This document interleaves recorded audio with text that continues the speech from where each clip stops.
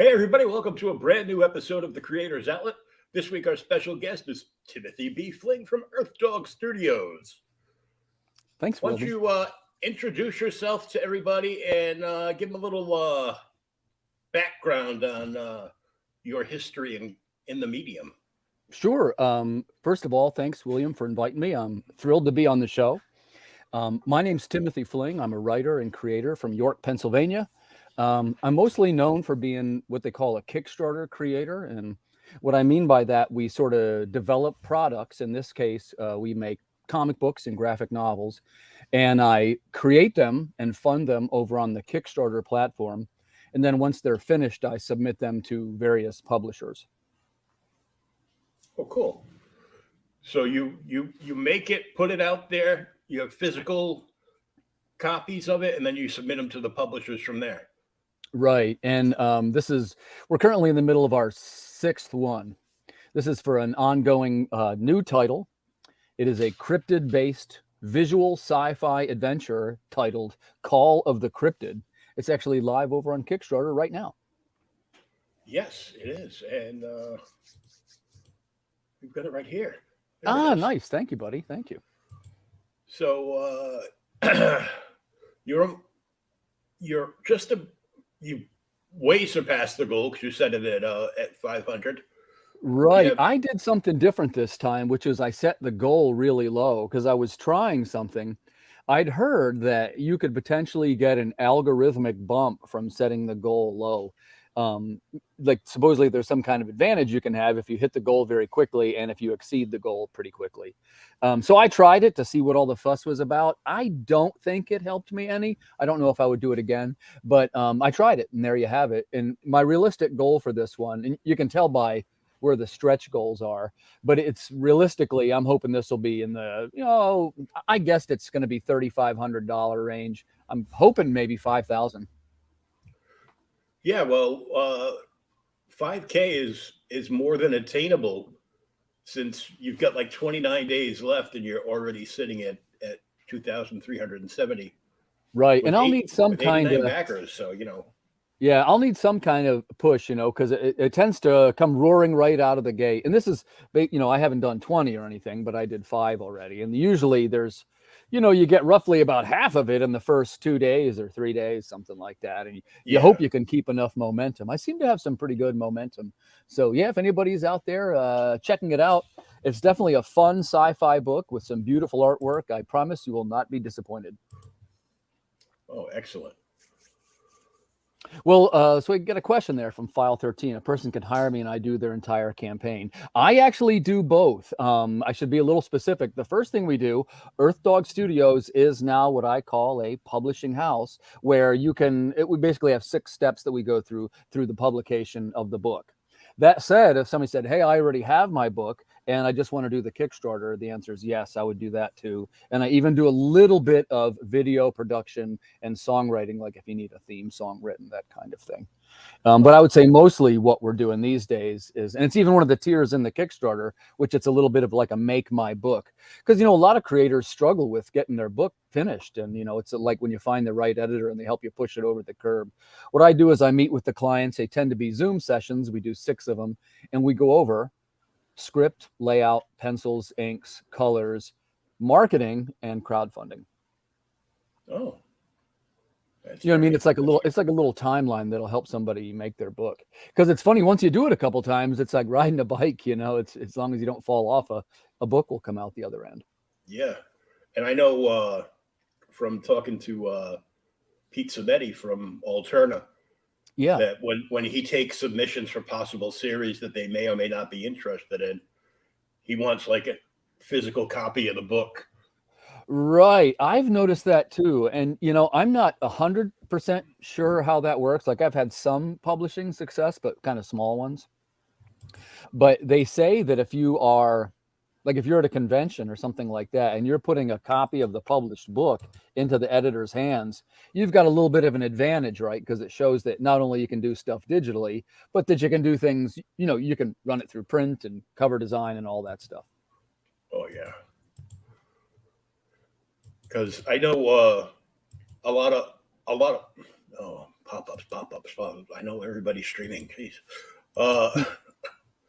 I know some of it is a lot of publishers want to see like a finished product. Yeah, and I totally agree with you. And to answer some of the comments, that is exactly what we're going for, is a really high-end finished product. And to be more specific, we take like an average DC or image book and we say the design and production quality has to be at least this level or higher in its consistency. Yeah. Because I mean, these days there's so many indie books, you've got to have a really nice looking package or it won't get noticed. I'm tempted to say it. That's what she said. I've noticed this a lot from like the books that I've backed, how like more high end they are than anything coming into the comic shop on right. a typical Wednesday. Right.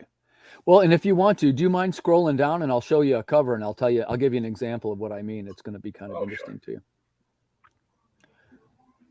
So there's cover number 1, right? And the first thing is that's like a regular cover, and you already got some pretty cool colors, but that's an example of the kind of book that you get for $10. It's a 32-page book, right? Yeah. Now, I, in the past, hadn't done as much with variants, but I have learned how to make them more and more. So scroll down a little bit more. This next one you see here will be what they call a chrome enhanced design. And what I mean by that, elements of the logo and of the creature will be printed in a 2-layer printing process by which the upper layer is chrome and the bottom layer is cover. And what that means is when you take the cover and like tilt it a little, it will shine at you. It'll be like reflective, like the alien will look super creepy. And then go down one more, please. This next one has the same thing. It's going to have the chrome enhanced design where the creatures will actually be printed on foil, which means that they'll be sort of shiny while you're holding the cover. Nice. Then there's one more below that. This is the black and white edition. It's going to be completely black and white, cover to cover. And this was designed as sort of a tribute. Now, what you're seeing here, William, this is an homage cover, but the story and everything's the same. This is strictly a black and white issue for somebody that said, wow, that art looks cool. I want to get it in black and white, because it is a little bit in the sense of, if you like things like Vampirella or Creepy Magazine or Eerie Magazine or any of the old monster magazines from Marvel in the 70s, or what some people would call the Curtis Publications books, which are like Planet of the Apes, the old black and white ones. Yeah. Well, this book will be made like that, and it'll really emphasize the gray tone art that's in the series. It looks really, really cool. The only element of color that will be on this book is on the cover, which is, it says Call of the Cryptid in a neon green chrome logo. Yeah, it looks so good in black and white. It does, doesn't it? And I'll tell you, I came by this honestly.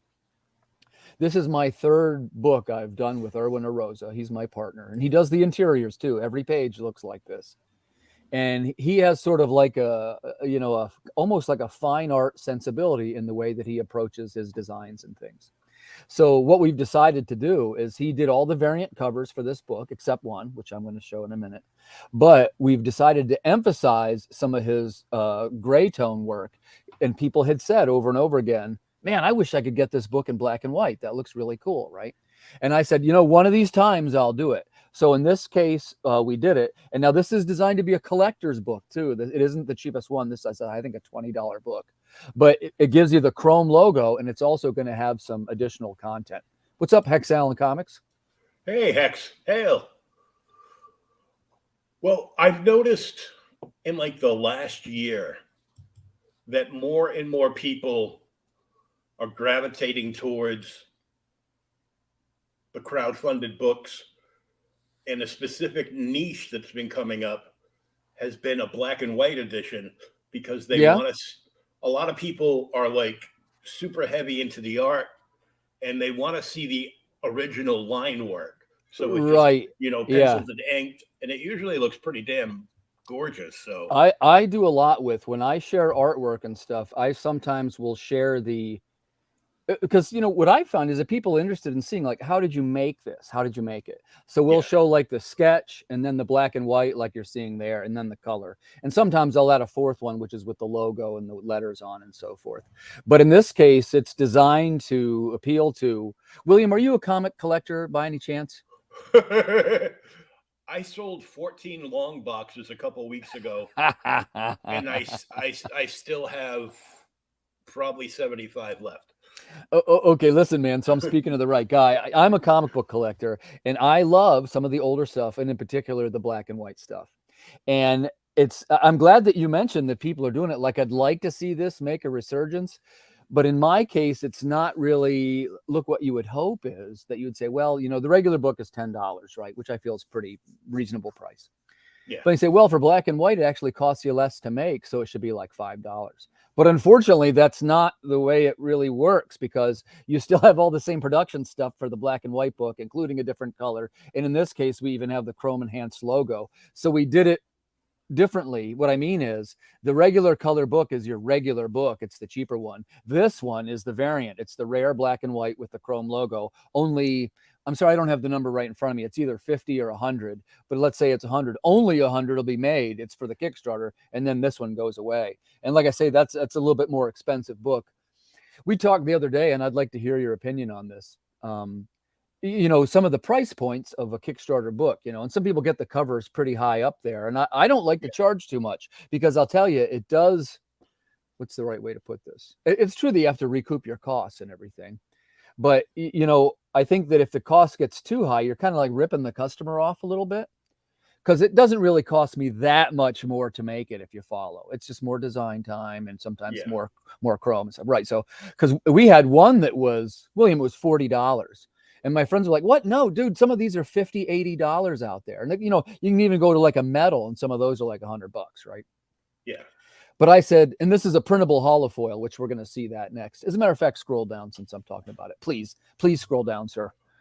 I'm sorry about the way I sometimes sound. That's the one right there. And you see, this will be on what they call a printable holofoil. And what that means, it's a very shimmery kind of reflective surface, and it'll look really trippy and cool, right? And in this case, it's designed to remind you of like the X-Files or, Matrix type thing. Yeah, this is a very sci-fi kind of series. And where I was going with that I thought $40 felt like too much. So I pulled it down. That one, even with the printable holofoil, that's a $30 book. So that's my most expensive one. And only 50 of those get made. Wow. So I saw this and I just wanted to yell, the truth is out there, man. Awesome. Yeah. And I tell you, I love when people say that, because it means, okay, they kind of get it, it's because, at this point, let's be honest, X-Files is an older show, right? Yeah. And I'm an older reader, so.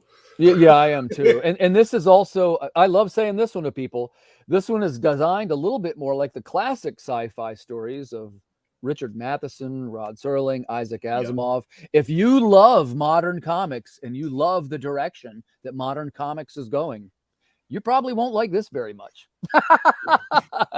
because I try to definitely be different than what modern comics is doing. And what I mean by that is that sometimes I sort of like emulate other writers. Please don't hear copy when I say that, but you'll find somebody's script that you want to try and emulate. And in this one, the case is Grant Morrison. In particular, he wrote for a series called the Doom Patrol. And that was an amazing run. Yeah. Hey, what I'm telling people is, if you like the Doom Patrol, you probably will like Call of the Cryptid, because it's similar in the sense that it's got a kind of surreal sci-fi that's sort of dreamlike and kind of weird at times. Mm-hmm. Remember how the Doom Patrol was like the offbeat sci-fi hero book. Call of the Cryptid is going to be your offbeat sci-fi book. Well, what got me interested in this is when I saw some of your PR stuff floating around the interwebs. Mm-hmm. Last year, I had backed a book called Cryptids. Okay. From 656 Studios. They're a bunch of guys that I've gotten to know quite well over like the last few years, and they're from Mexico, and it was a they did the whole thing in black and white. Oh, nice. And earlier this year, they submitted it, and it's getting published as floppies in full color. And I guess the order cutoff is like the end of this month for it. But I'm like, that's awesome. Congratulations to those guys. But I read their book, and I'm like, then I saw yours. I go, ooh, a different cryptid book. Yeah, and like I said, this one's a little bit different too. What you're going to have is, because I want to make sure I represent it right to customers. It's not like you pick up the first issue and all the cryptids are in issue 1. This is a 4-issue arc, and what you're going to have is each issue has sort of like a theme. And the theme of the first one is the X-Files. It's got the alien grays, the men in black, and I guess I don't want to spoil too much, but the Bigfoot is the reveal. He's the cryptid of the book. And then in the next one, it's the Mothman. And then issue 3 is the Loch Ness Monster, and so forth. I don't want to give too much. You got to look at our main character there. She's an Asian American teenager by the name of Cadence Malloy. Father recently passed away, and she argues with her family fairly often. As most teenage girls do. Yeah. And this book is a little bit different for me. I like to point out early on, it is all ages appropriate. It's a little bit in tone, not too different from something like Harry Potter or Hunger Games, if you follow what I mean, in tone. Yeah. So that's, now there are scary monsters. It's one thing, right? I don't do the gore, but the monsters will, like, it's scary and freaky, some of the stuff. Cool. Yeah, because all the stuff that you mentioned prior, like, I love Vampirella, creepy, airy, heavy metal magazine. I'm a big fan of the old Hammer films. Oh, dude, yeah. Me too. Yeah. And that happened because I bought a box set at a store in the mall, like 30 years ago. And it had like 5 or 6 discs in it. Uh-huh. And the first one I popped in was one of their Dracula movies. And it blew my mind that Grand Moff Tarkin, who I thought was long dead when the Death Star exploded, he was Van Helsing. Yeah. I'm like, right. Oh, cool. I thought he only did that one movie. You got some pretty good pages here, right? This is the artwork of Erwin Arosa. And this is, you have a panel there showing the abduction of Cadence Malloy. And essentially, we have a lot of wild lighting and a lot of sort of like creepy, surreal, and dreamlike images. And if you were a comic collector, some people might know some books that came out. This is going back some years, okay? It would be late 80s, early 90s. It was called the Prestige Format Graphic Novel Series. Yeah. And it was things like Grant Morrison's Arkham Asylum. Neil Gaiman did a book called Black Orchid. There was another one very early on called Books of Magic. If you liked those kind of high quality production, kind of, dare I say it, intelligently written books, that's what this type of book is like. And William, when you mentioned that you were a fan of the magazine Heavy Metal, I knew right away you were the right guy, because that's something, there's not too many publications like that around anymore. No, they've all sadly gone awry. So, but I love that kind of stuff, and this book is definitely, take a look at this one. Oh, that's cool. Yeah, a very Twilight Zone, right? Oh yeah. And the idea behind it is, of course, that after her alien abduction, there's this otherworldly source is trying to contact Cadence Malloy. That's the call that she is experiencing. It's coming through her transistor radio. And she can't figure out what they are trying to tell her. And of course, what it is, it's a race of legendary monsters. They're trying to warn her of something critically important. And they can't really get through to her. And for the younger viewers or listeners, a transistor radio was the radio we used to fit in our pocket and carry around with us back in the 60s and 70s. And you might think this is kind of cool too. I'm a music fan. We're all musicians over here too. And I love heavy metal, and heavy metal plays a role in this story. And I'm going to tell you why. When she has her radio and stuff playing in the story, I thought it would be cool if there was like snippets of lyrics playing, Remember I told you about how some of these older books used to do neat, gags like that. Like as she's riding around on her scooter, the music's playing and the reader can read the lyrics, right? Yeah. But I quickly found out that if you quote any famous bands or even use more than like 3 words in a row of their lyrics, you are you've made a copyright violation. Yep. So I was like, damn, okay, well, so I can't use that idea. But then I went, hey, hold on a second, man. You know what? Let's just write our own songs and create a fictional band.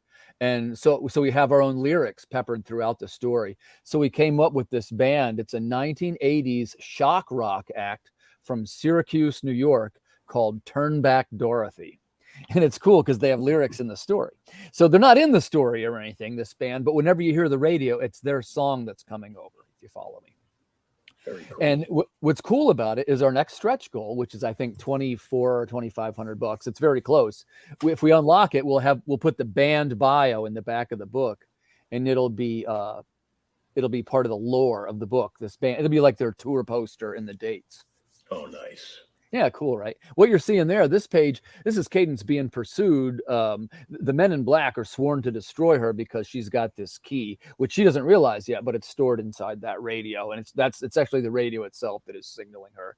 And what you have, if you're a comic making type of dude, what you have there is what they call the classic 9-panel page. And you can do some creative lyrics and stuff, and it's not too far removed from what a Dave Givens page looks like in Watchmen by Alan Moore. Yeah. And that's what you can tell by, remember I was telling you, like, I emulate some stuff. It's pretty easy to see that I copied that one a little bit. Well, I had gotten excited because I live up towards Boston, and I was excited because I saw an ad for a Boston show that had just announced that they were going to be having Alan Moore. Oh, wow. So I got completely excited until I found out that week I'm going to basically be in the hospital because I'm getting operated on. Oh, like Thursday. Are you okay? I have a graphic novel full of health issues, but I hope you're okay, buddy. I hope you're okay. Yeah, it's like an outpatient surgery at my vascular surgeon's office. He's got to go in and close off like a bunch of bad veins in my leg. Take a pause there. I'll show you. Well, first of all, William, I wish you the best with your upcoming surgery. I know that stuff's no fun. So I'm sending you healing vibes through the internet. Oh, why, thank you, sir. You're welcome, buddy. What you're seeing here is, we try to have some interesting stretch goals for the backers. And what you see is some early production art. These is, we're kind of, what's a good way to put this? We've had some small successes with being the makers of trading cards on our Kickstarter campaigns. Here's what I mean by that. Our trading cards now ship to 19 countries around the globe. Can you believe that? Yeah, I couldn't believe it either.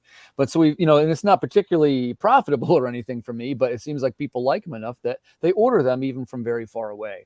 And this one that you're seeing is what we call a card number 0. The only way to get this one is to be an early backer or to be a returning backer. Everything in my case, I kind of have some followers, so I always try and hook them up. But what you're seeing, this is what we call a Chrome enhanced trading card set for cryptids. And the first one is the first one that appears in the story, who's the gray alien.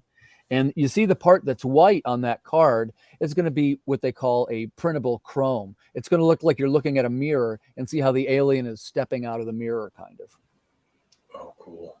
Yeah, it'll be pretty badass. And then, of course, the back is the top secret file, and you can barely read the logo. Yeah, I was wondering if that was like a card sleeve for it. Or if something that would be cool to have that. But what we want to do is there's going to be, depending how successful this is, that's, there's other unlocks here in the wings, which is, we're coming to one of them, but there's the alien card, there's the Bigfoot card, and I'd probably like to at least do the Mothman, but we'll see how far it goes. Very cool. I'll quick go through a couple of the rewards. Our entry-level tier is the $7. That's the optic graph. That's a digital PDF of the book. You can just sort of read it and move on. The difference between that and the $10 level, the Call of the Cryptid, the $10 level is the printed book.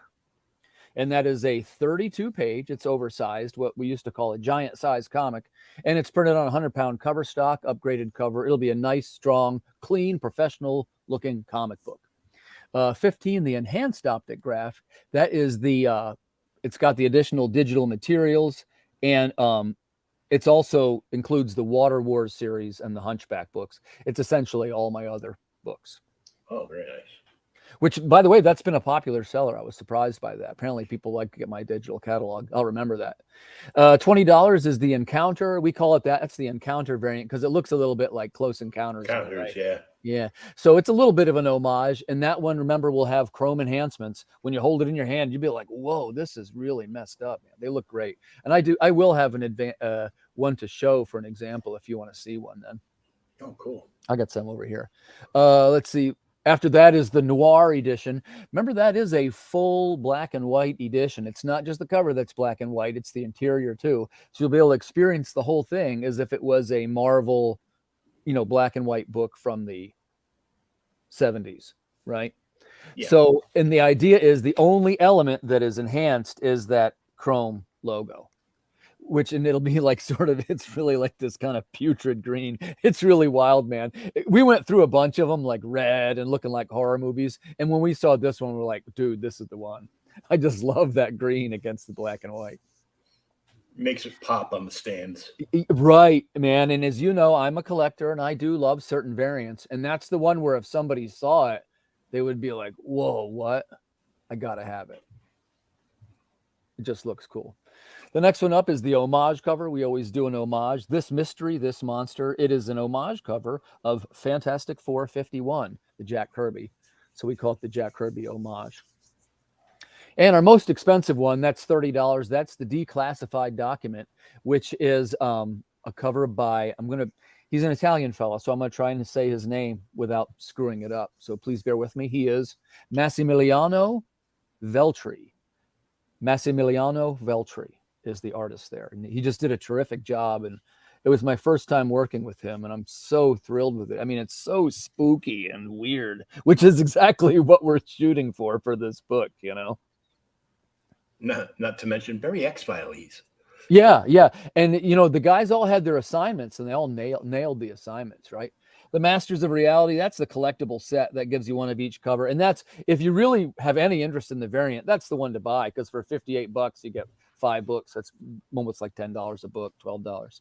Yeah. The next one is usually that would just be one variant on some other campaigns. Right. And, William, I feel funny doing that. I'll tell you why, because they don't cost me that much. I got a little bit more time in design, right?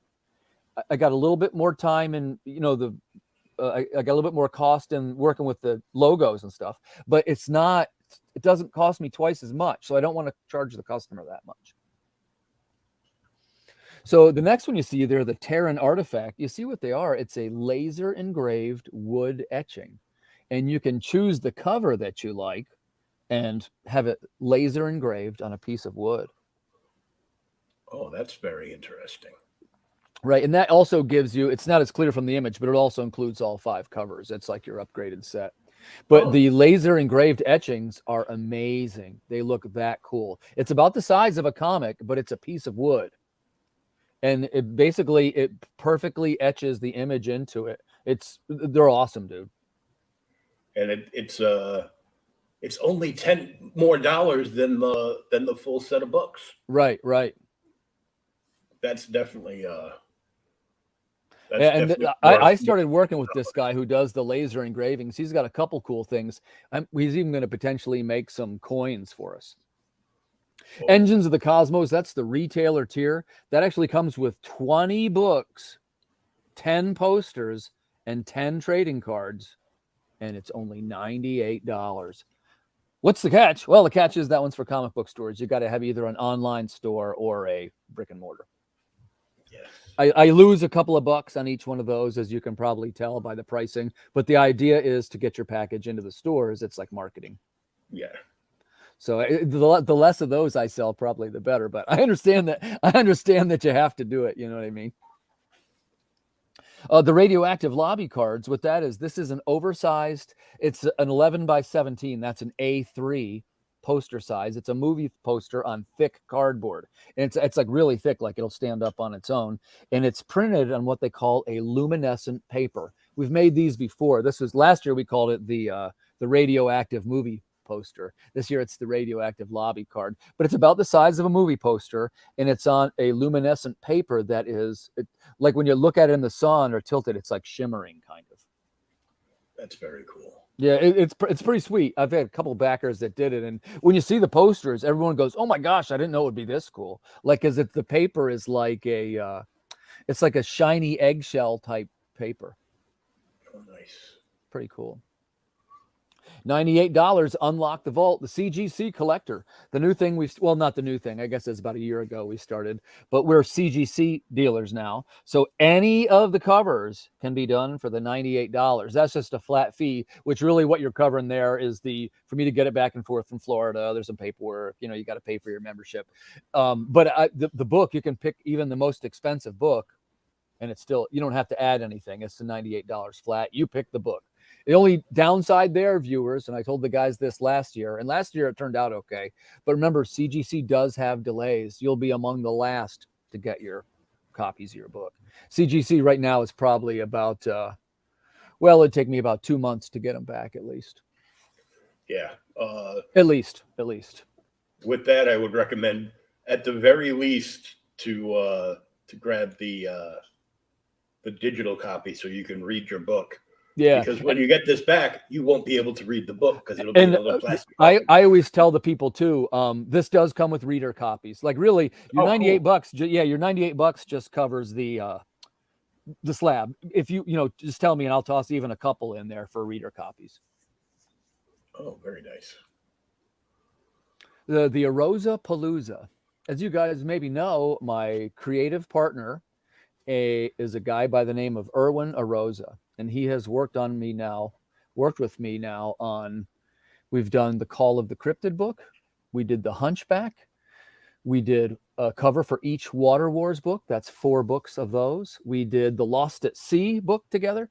Anyway, the $148 tier gets you a physical print copy of every book that Erwin and I have ever done. It's 14 books total. Oh, that's an amazing deal. Yeah, and they're all first printings too, in all gradable condition. And the books, man, I know I sound like a broken record when I say this, but they came out amazing. Like when you get them, you're like, oh my gosh, these really came out nice. Now, that's what I was telling you. Like they're very pro grade. Like we went through a lot of design. Put it this way, I made a lot of mistakes, and this is the end result where we have all the mistakes weeded out. The Psychic Vision 268 is the custom commission tier by Erwin Arosa.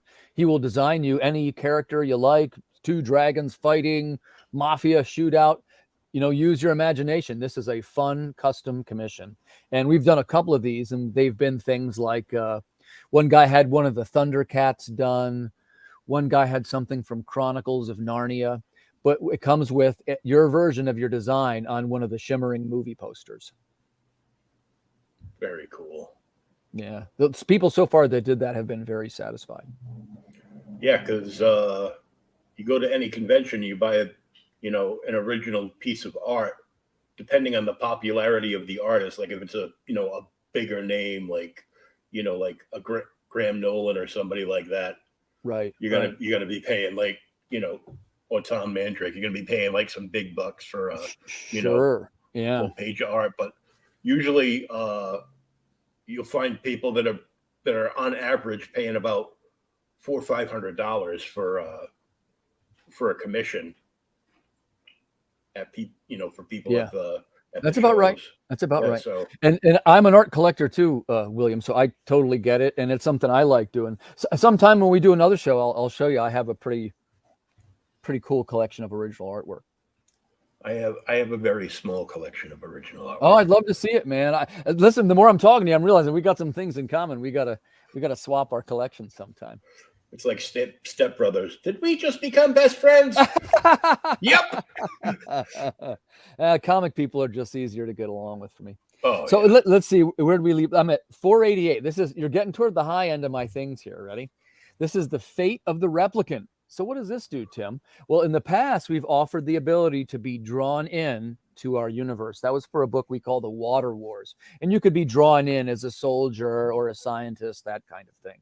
And what we do is we digitally scan your likeness. When someone sees this book, they will say, there's William, there's Timothy. It'll look just like you. Guaranteed to be a best-in-class experience. Hold on, it gets better. The new one, the Class of the Replicant here, you will have lines and you'll have a critical moment in the plot of the book. That's why this one is more. You'll have lines in the whole bit. You get lines. Mm-hmm. I know with the drawn in tiers on some projects, what became popular is people like to get killed in the book. Right, right. And the making it through tier was usually like about $100 less than the please kill me tier. Yeah. Well, and in this case, we actually wrote the part ahead of time and the book is done. And the idea was, because you know you can digitally put somebody anywhere. So like, hey, we can replace one of the main characters and it'll be like he was there the whole time. Yeah. That's it's not like a one panel thing. It's like 6 panels or 7 panels. Oh wow. I can tell in case someone's interested, I can tell the viewers what the scene is.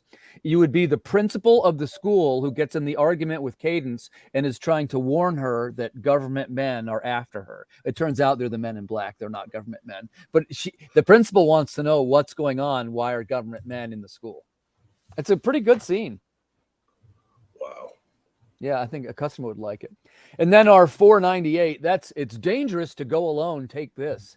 That basically what that is me as your professional publisher reaching out to aspiring creators. If you have a problem with editing, layouts, scripting, colors, no matter what it is, I will walk you through it and we will publish the book at the end. We've done this twice before, and it tends to be things like script work and layout work, but I can do other stuff too, including and up to video editing, and I can even help with marketing and social media. But depending on what the person wants, if you were thinking, hey, I really want to publish my book, but I'm struggling and I can't quite get through all the steps without a publisher backing me up, I will guide you through the steps and we will make the book at the end. Very cool. Yeah. Thank you, buddy. Get schooled for less than $500. Yep. And it's kind of fun too, because the one thing I say to people is even if they don't necessarily want to make the book, I can still show you all the steps and you can put it out then whenever you want. And it's once you see it, you'll go, oh, so you just do that then. Yeah, you just do that then. Mm-hmm.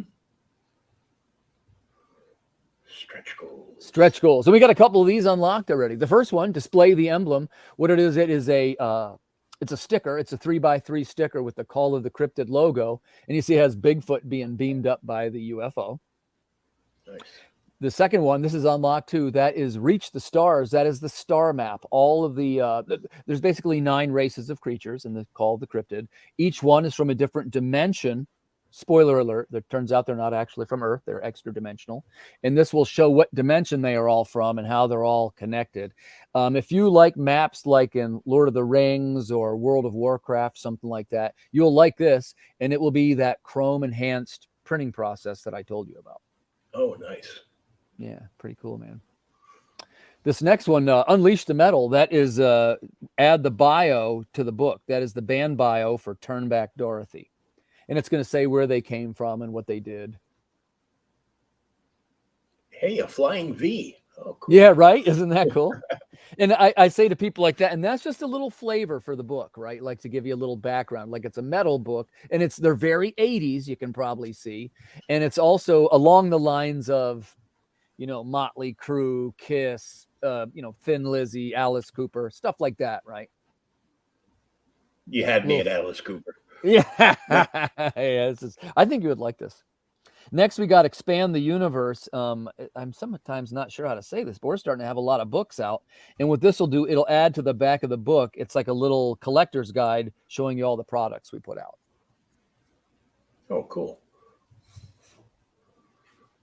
28. Go ahead. Reading order and all? Yeah, all in sequential order and how they're connected too. Oh, cool. Watch the skies. What you're seeing there, that is the mini print. That'll be on the back of the map. Oh, nice. Yeah. 3288, collect the cryptids. You see what you got there. It is that is the next trading card, which will be free to all backers. And what it is, you see Bigfoot, he's going to be emerging from the shiny substance. See how he's like coming through from another dimension, kind of. Mm-hmm. But in his like case, Stargate. Yeah, it's like a Stargate. But instead of like the other one will be on shiny metal chrome, this one will be like on green. It'll be green and shiny. Green and shiny. Reveal the cast. That's a little interview with the cast and crew, writer, artist, and all of our. It'll be like a fun, humorous interview. And then cool. 5288 is Hear the Call. I mentioned earlier we write our own theme song. So we'll write it. It's a 1950s sci-fi metal theme song. Nice. Then you got, of course, the team who worked on the book. I'll give them all a quick shout out. That's me at the top there. Right underneath me on the left, that's Erwin Arosa. Then Matthias Zanetti on letters. And in the very bottom in the darkness, that's Luis Santamarina, our chief designer and shaman. And it looks like you've all been taken over by the cryptids. I think that's the idea. Every time I see Bigfoot, I have like a mental flash back to Andre the Giant playing Bigfoot in the 6 Oh my gosh, you are a man after my own heart. That was probably my first exposure to Bigfoot. I know it was mine. I remember the toy. And I couldn't tell you how many times Steve Austin punched him in that little square button to make his chest pop out. Yeah, heck yeah, man. I remember it well. This next section you're seeing there, we finally have enough issues to where we offer back issues now. And what you're seeing is the issues themselves. And also, since they were run on Kickstarter, some have a couple of variants. So, and I think it's something like 20 books available. What you got there is the top 2.5 rows are the Water Wars series, 1, 2, 3, and 4, and their accompanying variants. Then you have the Hunchback and Lost at Sea. And in the very bottom right-hand corner, that's the Water Wars Chronicles. That is the collected trade paperback. Oh, cool. And that's got 6 short stories in it. And Forbidden Rebel Love. Yeah. I'm like, that's an interesting, looks like a sea captain. Then I read the title. I was like, oh, well, that's the premise of it, she's robot. It's a sea captain who rescues Marilyn Monroe at sea, and it turns out it's a trap. She's a robot trap set by a race of alien overlords. Oh, that's a shame. Yeah, all the Water Wars books have like weird sci-fi twists to them. And Lost at Sea as well. Yeah. It's very proud of that book. We're going to be making a push this year to try and get that published. The first cover gives me that original Planet of the Apes reveal at the end of the movie. Yeah, that's exactly right. The premise of the book is there's a war between humans and robot kind, and the robots detonate a seismic device beneath the Earth's crust. And it floods all of New York City and the East Coast. It's all underwater. The poetry quoting sea captain, his job is he patrols the trench looking for survivors, and he finds Marilyn Monroe. Which, of course, the twist is it's okay to give it up because the book's been out a year. But it turns out that Marilyn is a robot, and she's there to betray him. She's doing the same thing. The robots are trying to find the last human survivors to get rid of them. It's like, no worries about spoilers.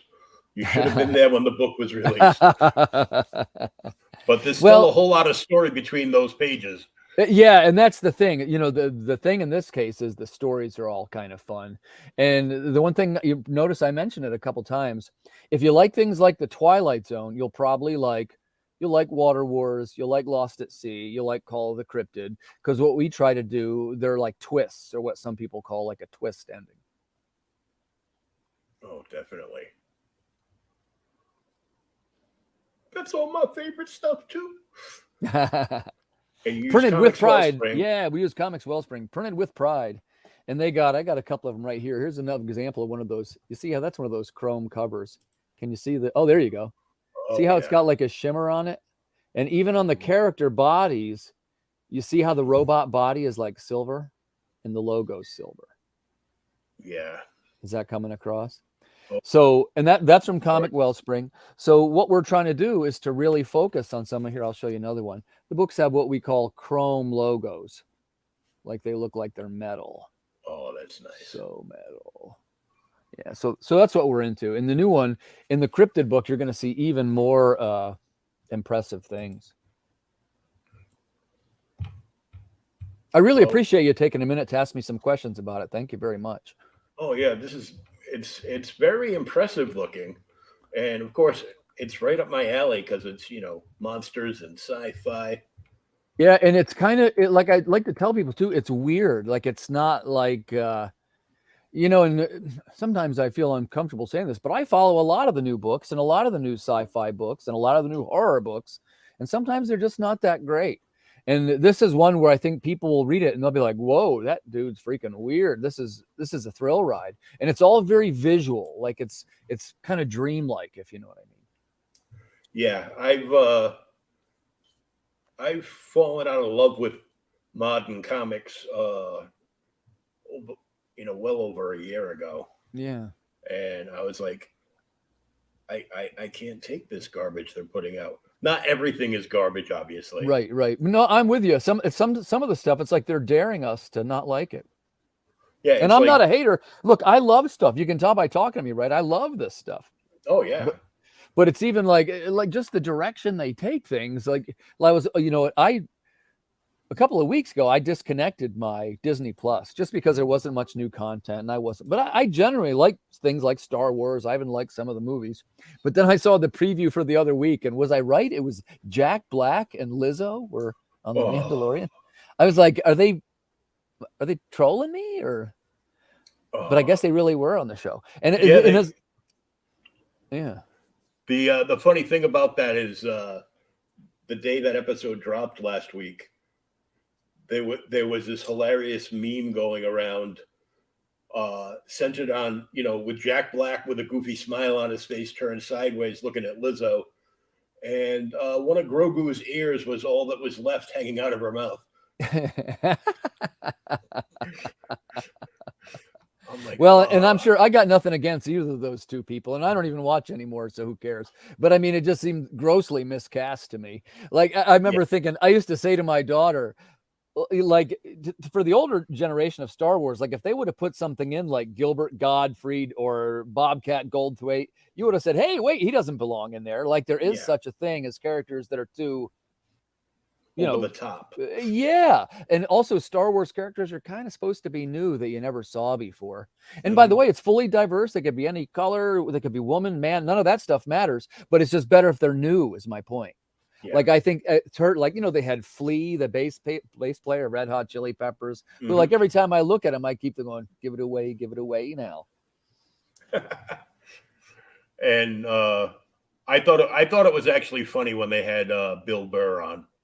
Yeah, and by the way, you're going to think I'm being ridiculous. That's when I dropped out. I said, this is too much. I can't handle the dude from Boston who's acting like he's from outer space. And it was him and by the way, I love all these people. It probably seems like I'm a hater, but I'm a Bill Burr fan. I love Amy Sedaris. She was in there too. But does she belong in Star Wars? No, not even a little bit. And in fact, that makes it not Star Wars to me. Like it was enough to where I turned it off, and I love Star Wars. Yeah, I think that's what they're doing. They're just, lying to the fans and well, and look, I love Jack Black. It isn't that I don't love Jack Black. I do. But by the way, I thought he was miscast in King Kong too. Oh yeah.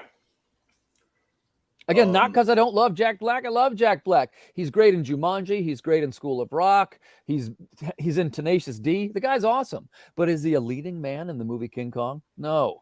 Is he an interstellar space pirate or whatever he's supposed to be? And I don't even watch the show anymore, but the answer is no to those things. And it's not because he can't act the part. He probably can, but at this point he's so well known as the other thing, it's hard to see him as that. Yeah, he was great in Singles too. And wasn't he in, was it High Fidelity or? Yes. Yeah, he had the band Sonic Death Monkey. The guy's great. It definitely isn't my beef as an actor. It's just that to me, one man's opinion, gang, if you want, you can flame me in the comments if you want. But I think Star Wars is better when they focus on newer actors and you discover the new people, Yeah. and then people will say things, well, what about like Liam Neeson and Samuel L. Jackson? Okay, well, they were really good and everything, but I do think it's still better when it's newer people. Most definitely. Let them, have a chance instead of, Right. well, we want to go with all the popular people so that,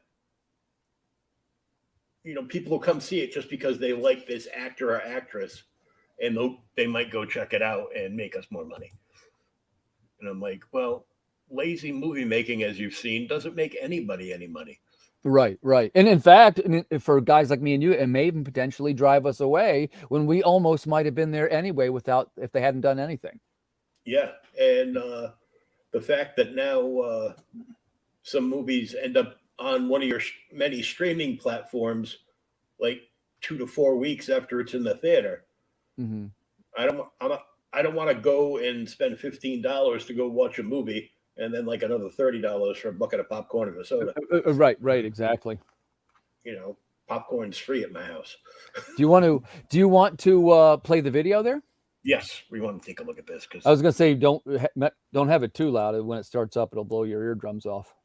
It's I watched it earlier, and it's a fantastic looking trailer. Oh, that's what I want to ask you, what you thought of it then.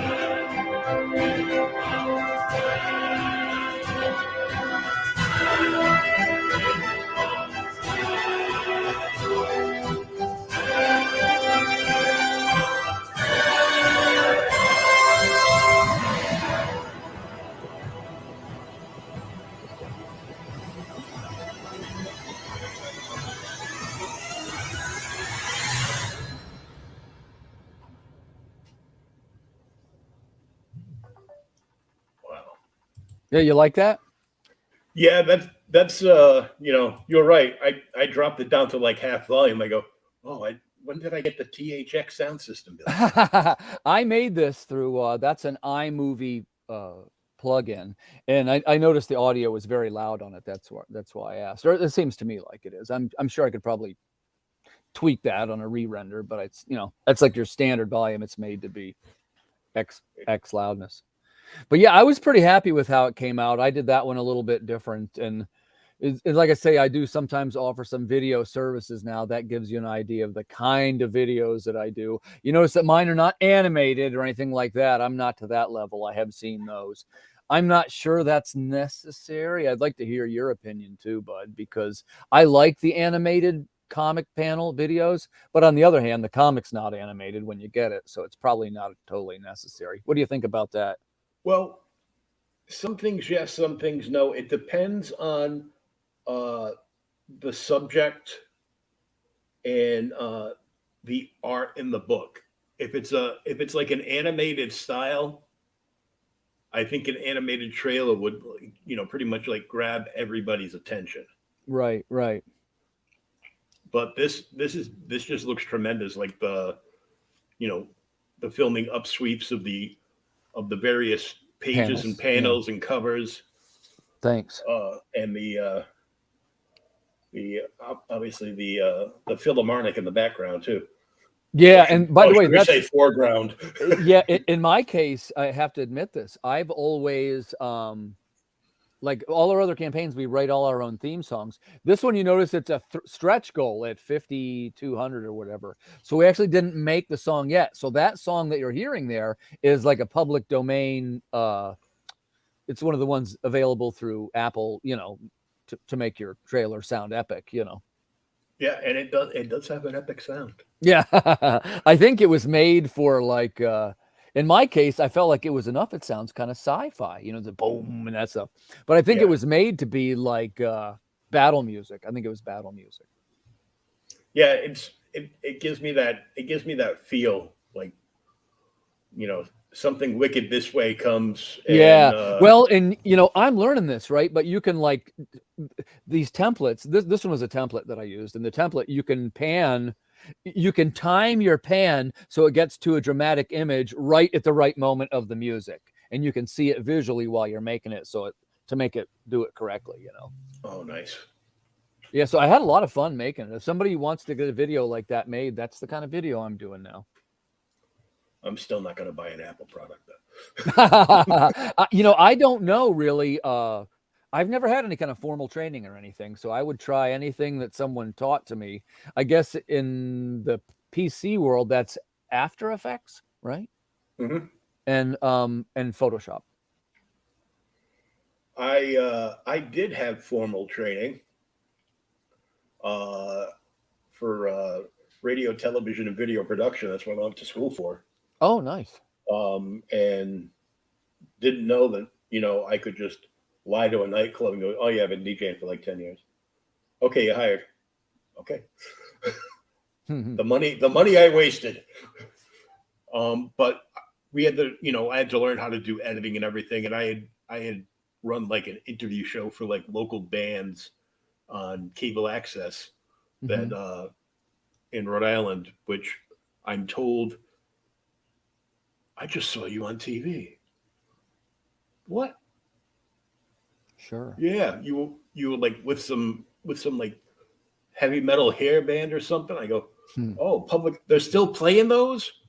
Yeah, I go. That was like 25 years ago. I don't even know if half the people in those bands are still living. It was just, you know. It's funny you say that, William. I was a musician back in those days too. That's what I was originally, a musician. Oh, nice. This thing of writing happened kind of accidentally to me. I'll just tell you real quick. I was a musician, right? And I had this lifelong dream. I was going to open my own comic book store. And, you know, compared to some people, somewhat later in life, I started my own business. I was 47, opened my own comic book store. It was called Planet X. Then I was in a messy divorce with my wife of 20 years, and she got custody of the comic book store. And I sat down and I said, I'm going to do something that can't be taken from me. And I started writing scripts for comic books. That first one was a robot comedy called Socket. That one wrote 3 issues of that. Once that was going, we started writing the Water Wars, and people seemed to really dig that. And then that leads us right up to almost the current stuff, which is the Hunchback and Lost at Sea and Water Wars Volume 4. And like, you know, now I got the Kickstarters and the YouTube channel, and we run Earth Dog Studios here out of my basement. It became a whole thing, right? We make something like 20 books now, something like that. That's awesome, though. Yeah, it's really weird. It's funny because losing the comic book store. Yeah. That part what came afterwards. That part was the bummer. That part was the bummer. And it's kind of interesting that I became a writer, I think, for the right reasons, which is there wasn't anything left for me to do. And I felt sort of bummed about the way the other thing happened. And I had to turn it into a positive, so to speak. So, and once that happened, they say that people underestimate the amount of work that they can achieve in 5 years. They underestimate. It's like, well, you know, I'll never get there. But you'd surprise yourself what you'd get as progress just by working, you know, 10 minutes a day, 15 minutes a day. There was definitely days where I didn't work on the comics at all. And of course, I've worked full time through all this, you know. Yeah, pretty much all of it. Most people that are doing comics out of, you know, indie comics can't afford to do them without working that day job. Right. Yeah. Well, and as you can see, you know, I'm not even to the level of, look, I'll be honest with you, I'd hoped I'd get farther ahead from this one than it has already, but we'll see. We'll meet again at the end. I guessed somewhere around that $5,000 range. I guess I'm pretty close. But what I need, William, I need to graduate up to the bigger leagues. And that's going to be, by bigger leagues, I mean, I'm ready to be a 5-figure guy, and I need a $10,000 Kickstarter, because I still what's a good way to say it? I've got to pretty soon make my decision, which will be this. I need to either go all in or maybe even drop back a hair. And the one thing that I do that's a little different, like I don't, even this is through all the Earth Dog Studios books, I don't, what's the right way to say this? Like the books are all a little different. They're not necessarily mainstream books. I don't have any superhero books. I don't really have any ties with any kind of modern stuff. It's definitely aimed more at classic comic collectors than modern comic collectors. I have some drawbacks in the sense that I have female characters. Heck, there's 5 of them now, and none of them I don't do any covers that are, risque. Not there's anything wrong with that, but I'm saying it's something I don't have, which can be a drawback for me, Yeah, but I've seen so many Kickstarters, like in the last couple of months, with promotions on social media, where it seems like almost every book is just like R-rated or possibly Right. X-rated. Yeah. And I'm like, I know there a lot of these books are meant for like more of an adult older audience, Right. but Sure. really, have you not met the internet? That stuff is everywhere for free now. Well, and in my case, and look, I say everybody's a little different, right? And I got a lot of respect for everybody. It's what I call a big tent working in the comics world, and you can tell any kind of story that you want. But I will tell you that our goal at Earth Dog Studios is a very simple one. And what it is that you will have the product and say, wow, that was a carefully crafted story. Like it was a good story in a slick package in a professional product. When the guys and girls who make the X-rated material, God bless them, they sell quite a few. But really what the customer's buying there is they're buying that cover image. No one's ever taken that home and saying, yeah, I read the story. It was really good, Nope. It's a quick flip through and right. And hey, not that there's anything wrong with that. Who am I to say how somebody should enjoy their comics, especially somebody that's selling, what are they selling? 4 times probably what I am. But that's what's very different. See, what for me is what's very successful for me. I said that a little wrong. What's very rewarding for me is when somebody recognizes the work for the somewhat literary achievement that it is. And I realize that sounds a little maybe too lofty, but I mean it in the sense of, like the stories themselves are short stories, whether they were in the graphic format or not. I think I mentioned before, I used to be a short story writer. So I never got any kind of traction from writing short stories. I never had any success. But somebody said to me, hey, you ought to think about having some of these illustrated, right? And, see if you can get any success with them. And in a number of cases, in reviews and everything, people have said to me things like, whoa, this is good. You should check out what these guys are doing. It's a little bit different than what other people are doing, but it's worth checking out. And the one guy said he described it as sad and beautiful sci-fi. And I just love that description so much because that is a little bit what we're doing. And we try to write the stories with a little bit of what I call an emotional component. And I think that just about all of the works that you would read of ours contain that same emotional component. And it's something I think that is lacking from a lot of modern comics. And by the way, I do still stay pretty relevant with modern comics. I still read a few and I support a lot of Kickstarters. Like I say, I'm a Kickstarter guy. I'm at something, it'll probably say on the panel there, but I think I'm at like 97 projects back or something like that. It's a lot. And I try to support other guys when I can. So I also do the YouTube channel, 98. Oh, is that what I'm at right now for back? Yeah. Okay, gotcha. Yeah, I knew it was up there. And I'm what they call a super backer because if you back more than a certain number in a couple of months, I guess it is, you get to be super backer. But yeah, so that's roughly, I did this one. They're usually for 30 days. In this case, it came out to 37 days because I rolled it over May the 4th, which is in case I got any traction from Free Comic Book Day. And I'm also hosting a Star Wars event for the local library. And I figured I could probably use that to my benefit if I was there with the, the cryptid advertisements and so forth. Oh, yeah. and maybe school a couple of young folks that Rey is no Jedi. Yeah, and I'll probably go to. I started this new gig, and it was recommended to me by a guy, an Australian by the name of SK, who says, hey, one of the ways to increase your Kickstarter traction is to do events at libraries. And then before long, you'll be doing one library, then two, then three. And what happens is they start to order books and they all know each other and your name gets onto the library circuit. Well, I gave it a shot and I got one, and then I got two library presentations, and now I guess I got three. And this lady's saying it might go to 8 libraries. So I might be doing a library tour. So that's the next thing I'm going to be trying to do. Hey, it doesn't hurt. I know lots of libraries around here host, like, small local, very small, like 4 or 5 people that are like local creators, whether it's comics or novels. Yeah. And they advertise it quite well, and it goes around to all the local schools and colleges that, Timothy B. Fling and, Well, and in this case, it'll be this one that I'll be pitching. The cryptid book won't be out yet. You need something that's a little bit more like a trade. But this is very booky, you see. Right? And then it's very much yeah. Oh, that's nice. Isn't that nice? And it's 106 pages, something like that. So it's quite... I love the art. Yeah, and it's and in the back you have what we call the codex, and these are the people who were drawn into the book. There's one of them there. Oh, nice. And their year.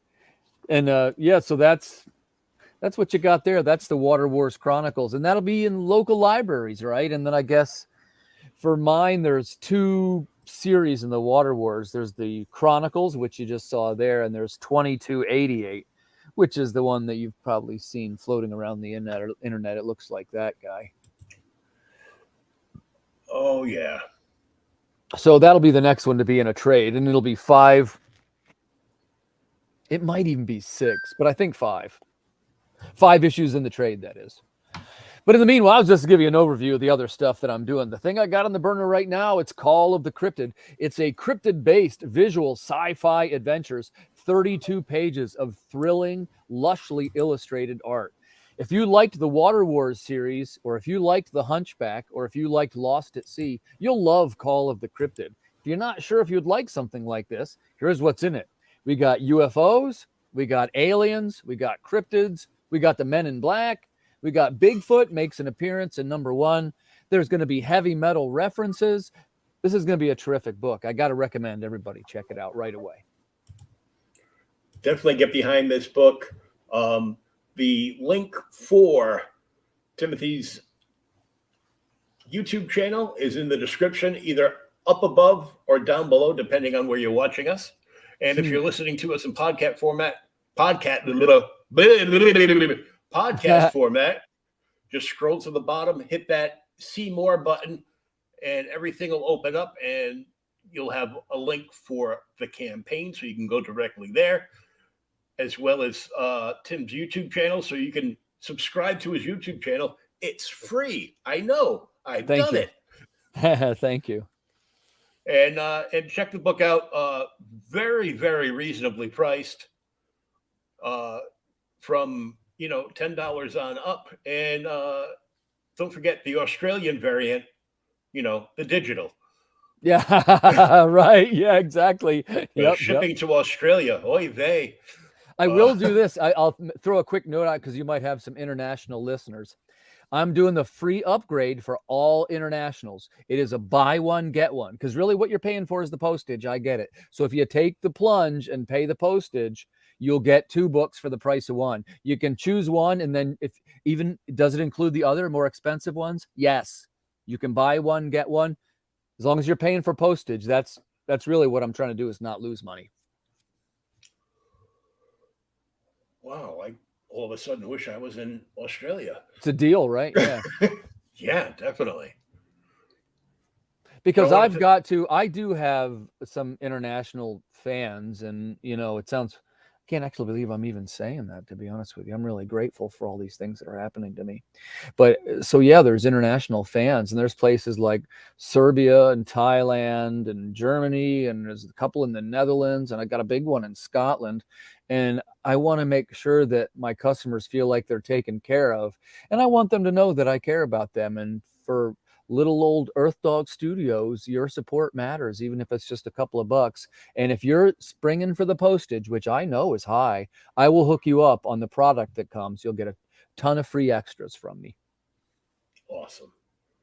Well, I want to thank you for coming on and hanging out and talking about a whole bunch of stuff tonight. Yeah, that was fun, man. Good show. William, you and I got a lot in common. I just want to make a quick comment to you. I also want to say that I'm really thankful for people that do the podcasting and things, because I know it is not always fun. I know it's a lot of work, and it's really the lifeblood of how people like me can find new customers and reach backers and stuff like that. So thank you for what you do.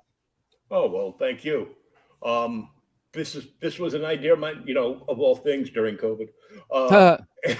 Yeah, sure. I already had a show that usually airs on Thursday called OK Boomer, where my friend Thomas and I will pick a different book like every week, from the Golden Age up through the Copper Age, and we'll go through it on the stream, answer questions in the chat, and just enjoy ourselves.